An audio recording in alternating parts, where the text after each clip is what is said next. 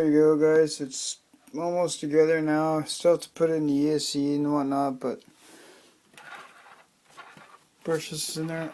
I gotta take it apart and adjust the gear lash, so it's a little bit. I can tell by the sound.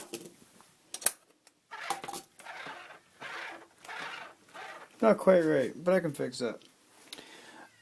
I want to show you something though. My secret to a wraith flex or super flex. This is what it looks like now.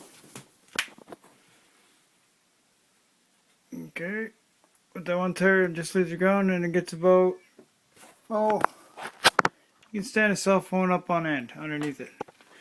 Now I'll clip off my zap ties that I put on there to keep them from coming loose.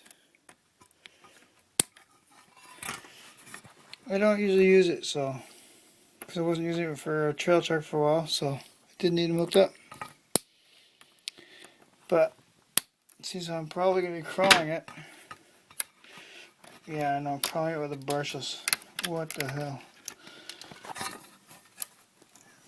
Got a big ass hand in the way. Okay. Are you ready for this? Now, before you could get like a, your average cell phone underneath it. Okay. Which is about there. See back there, it's on the ground.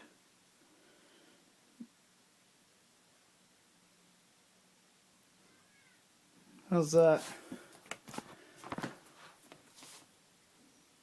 Before.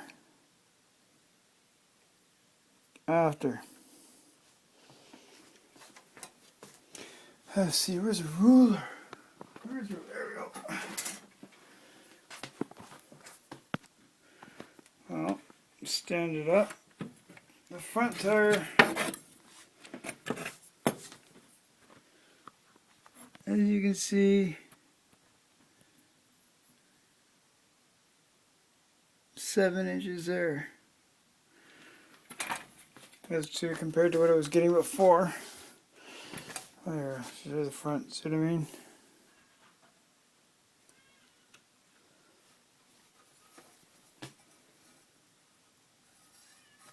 Those are my drop link pieces. Back tire flex up 4, be about there. Now you can go like that. And what is it getting in the rear? About 8 inches of flex in the rear. Not bad for a wraith. I had the back set up so it could do almost the same thing. There you can see that piece working. Oopsie. See what? There it is. Let's see it work.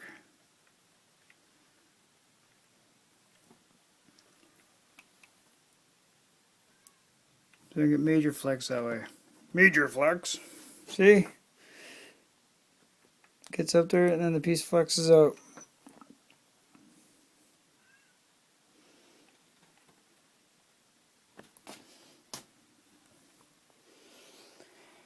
So yeah, probably won't be running that, but anyway, I'll show you. Pee on the tree. Okay, later.